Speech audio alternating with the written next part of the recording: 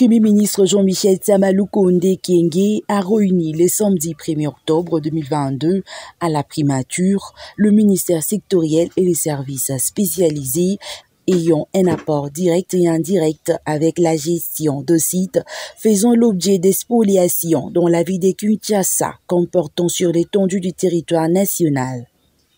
Il a instruit le ministère sectoriel, notamment celui des Affaires foncières et celui de l'Urbanisme et Habitat, de lui présenter en déant 2 semaines l'état des lieux exhaustif de la situation de sites et espaces se trouvant dans cette situation en vue de mettre fin à la gangrène. Le vice-premier ministre, ministre de l'Intérieur, Daniel Asselo Kito-Wankoy, qui a fait le point de cette séance de travail devant la presse, a expressément cité les cas de la baille de Ngaliema, du site de PNMLS et de Sokopao à Kinshasa. Excellence, Monsieur le Premier ministre nous a réunis cet après-midi autour de la question d'expoliation des espaces ou des sites bien connus, bien identifiés dans la ville de Kinshasa, mais aussi à travers la République. C'est devenu pratiquement une maladie chronique. On constate que dans la ville de Kinshasa, par exemple, il y a la baie d'Ngaliema, PNMLS, Sokopao. On entend les gens parler et même manifester dans la ville. Parce qu'ils considèrent qu'en ayant des décisions de justice, ces espaces pourtant protégés, ces espaces sur lesquels la loi n'envisage pas qu'on puisse construire, ils sont en train de le faire et croient être en bon droit. Cette situation doit s'arrêter.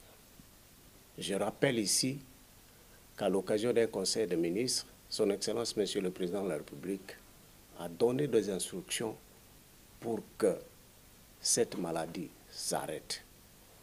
On constate malheureusement que ça continue et le Premier ministre a estimé, au jour d'aujourd'hui, qu'il devait nous réunir, nous les ministres et des responsables de l'armée et de la police, comme vous le constatez, parce que il est constaté aussi que dans certains sites, on trouve la présence des hommes en uniforme qui sont en train de protéger des droits illégalement acquis.